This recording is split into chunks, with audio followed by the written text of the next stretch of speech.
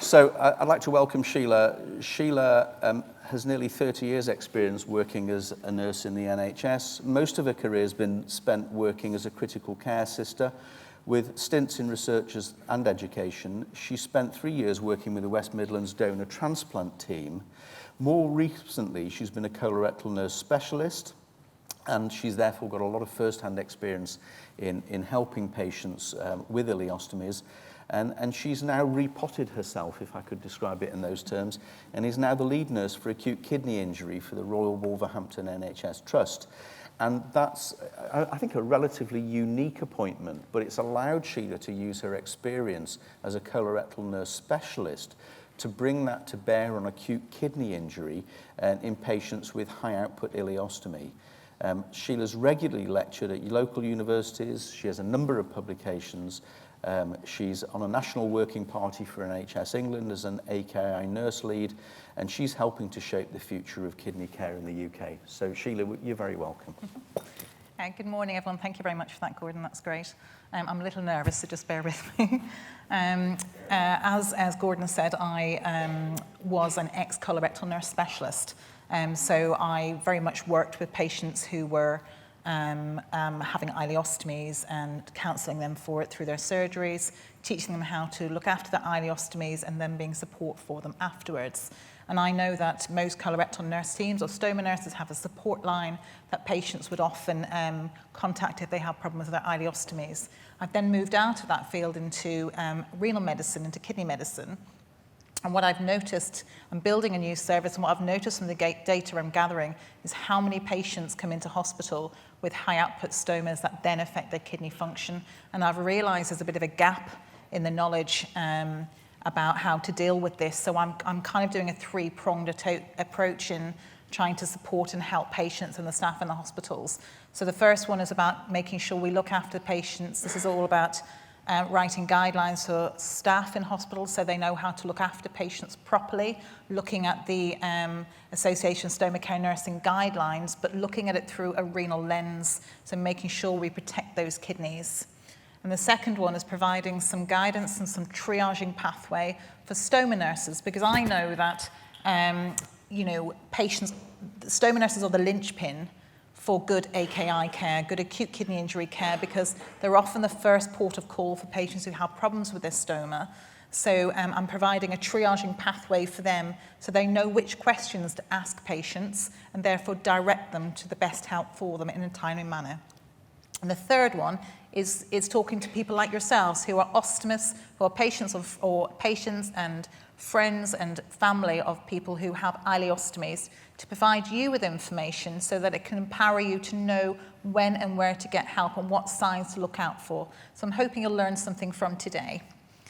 So what we're going to go through is I'm going to provide you some information on what the kidneys do, bring you back to your school days when you look at kind of all basic biology, to enhance your understanding of developing kidney failure. So it's not to frighten you, it's just a fact of life. Unfortunately, when you have an ileostomy, it makes you slightly more prone to kidney failure. Understand the causes and consequences of high output stoma, and I know Gordon's put the foundations in there for that already. And to provide you with information on where to get help and when to get help. And I'm all about kind of trying to keep your kidneys safe, about good kidney health.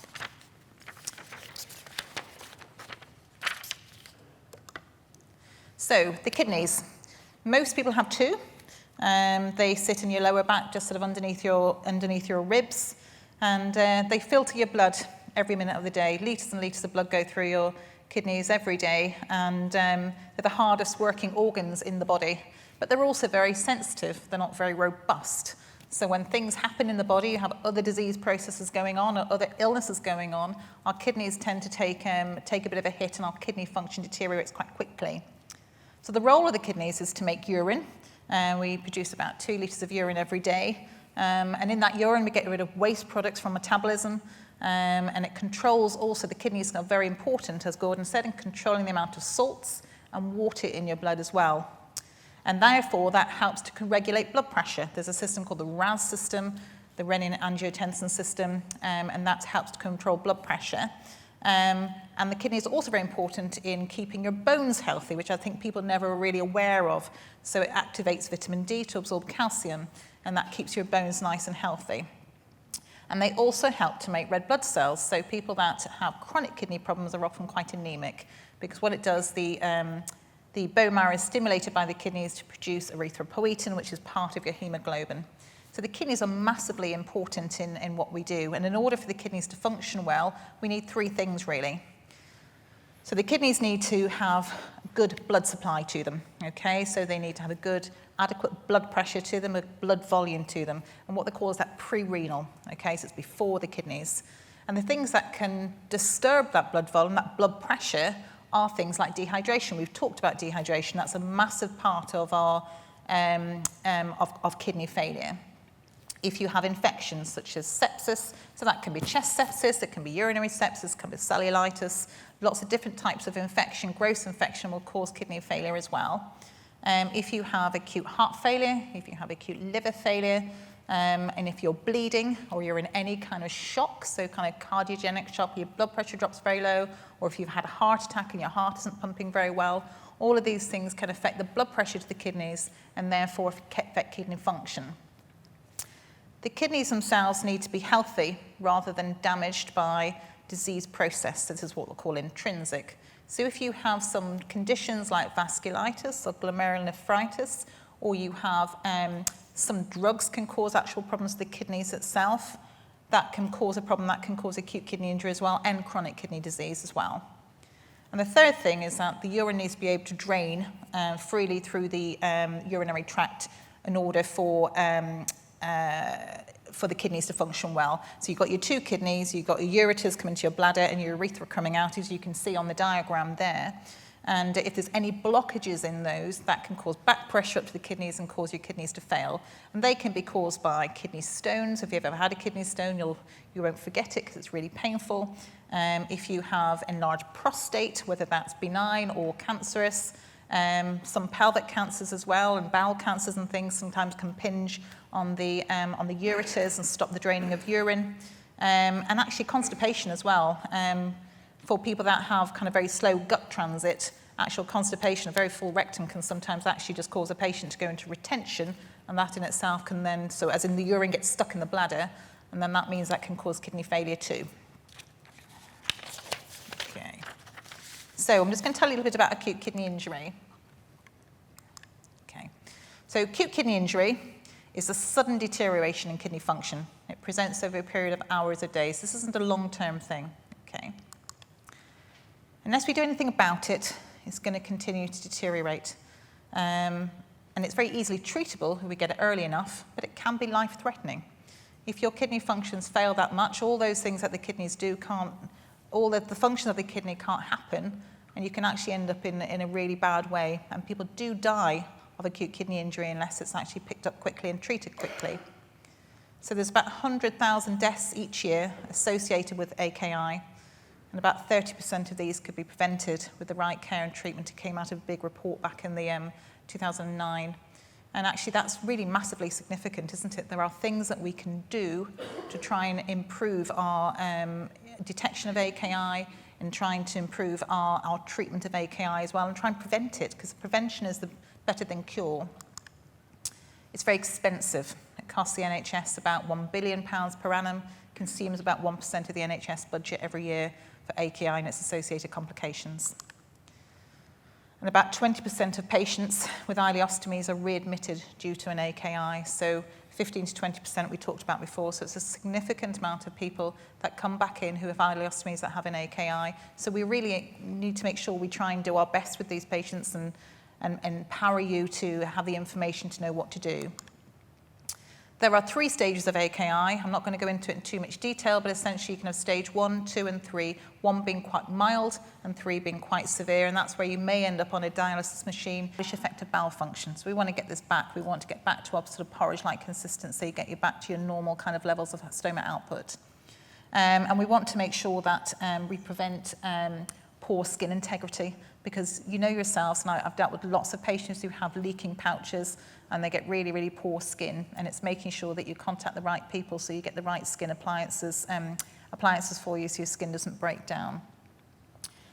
Restoring circulating volume, so we need to make sure your blood pressure gets high, because we know we need good blood pressure for our kidneys and our other organs too, and we want to rehydrate you. And in hospital, we'll do that intravenously. What we do is we orally fluid restrict you, and we may give you sort of a litre a day to drink, but that will usually be St. Mark's solution or something similar to that, and we'll rehydrate you into your veins using IV fluids. And this is all about maintaining adequate blood pressure for kidney blood flow. We'll review the medications that you're on. So some of those drugs that were on the medicine sick day rules, but we may stop other drugs. So if your blood pressure is low, we're not going to keep you on your other antihypertensive drugs. We'll take those off for you too. So we'll kind of may stop some of those drugs temporarily or change you to slightly different ones. We want to balance your electrolytes. Electrolytes are really, really important for our good kidney health, for good heart health. So we're going to sort of replace those for you. And this is all about making sure that all of these actions are done in an appropriate and timely manner. So we all have a part to play in that. So us as clinicians and you as patients and as family members as well, to make sure we get help kind of early and quickly to make sure the interventions are appropriate. So just to finish, just to say that AKI is usually rapid onset, and it's usually reversible if treated promptly. Okay, so we can usually make sure that your kidneys aren't damaged and we can get you back to full health. Having a bowel stoma is a risk factor for developing AKI. Identification and prompt treatment of AKI leads to better outcomes for patients. Okay, so reducing their morbidity, reducing their mortality rates as well, making sure we don't get kind of chronic disease processes. And when you yourselves, if you get a high output stoma, it's looking at all those risk factors that I put up there before. If you have lots of risk factors or you have any of those kind of more severe symptoms, you need to be getting help quite quickly. And also obeying the medicine sick day rules as well. So, I mean, they're not, a lot of people aren't familiar with those, but they're really important that we do that to make sure that we kind of reduce your risk of developing acute kidney injury. And then there's a couple of websites just at the end. Think Kidneys and Kidney Care UK are absolutely fantastic. There's lots of patient information on there that are really good for patients to access, or looking at dehydration, how we can keep our kidneys healthy and safe, not just to do with stomas, but just to do with our general kidney health as well. And that's it. Thank you very much indeed. Thank you.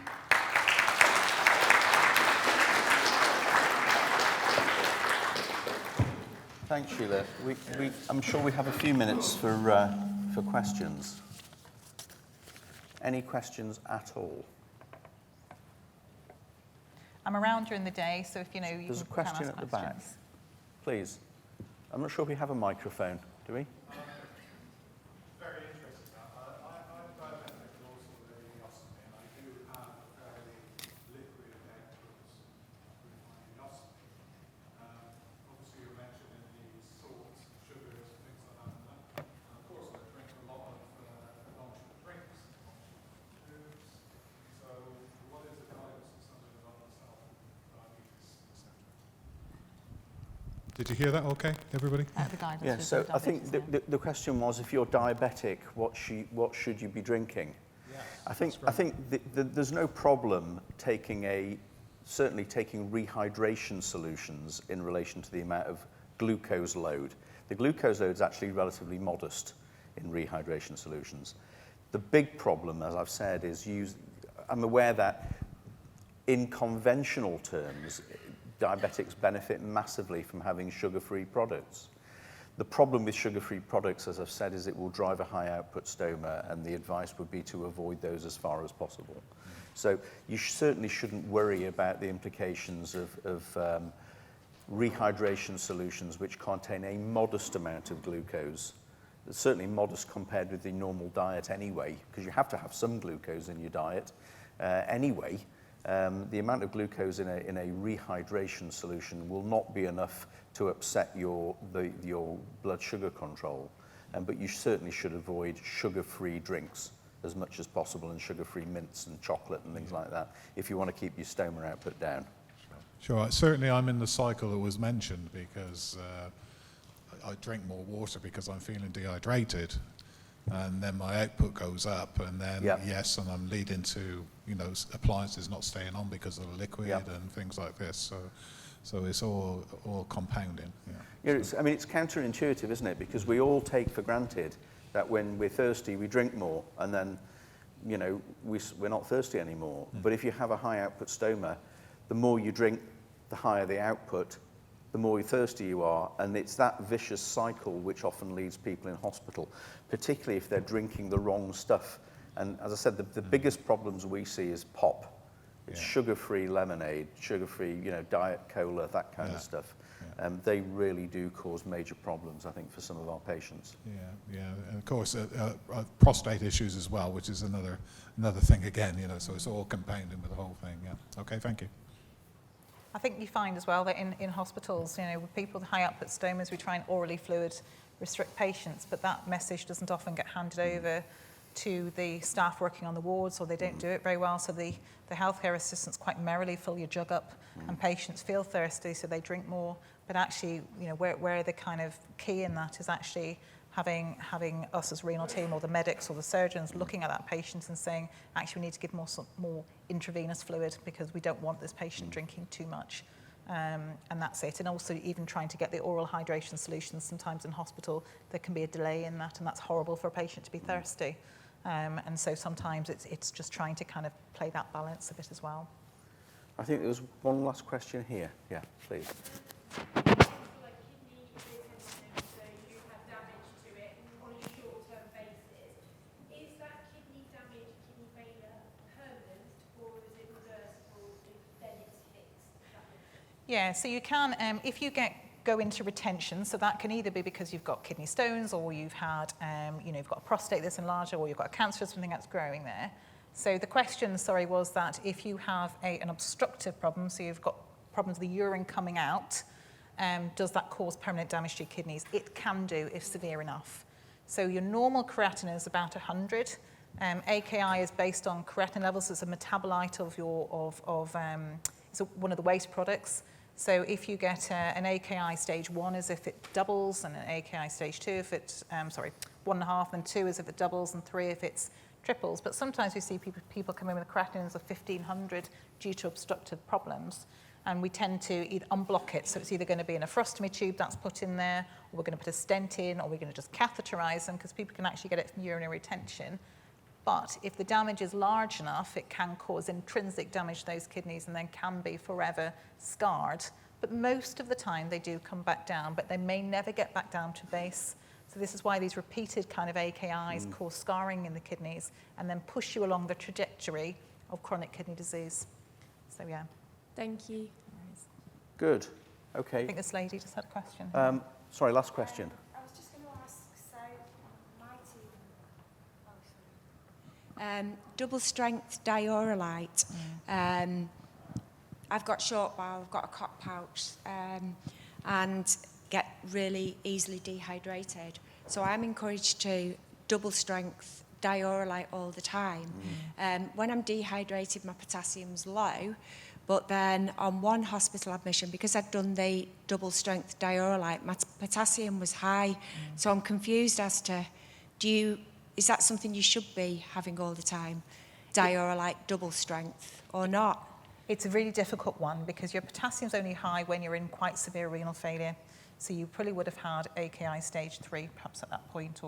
And so we'd rather St. Mark's solution than diorolite, but we recognise that it's not as palatable and it's quite difficult to get. I think if you start experiencing, so signs of high potassium, firstly is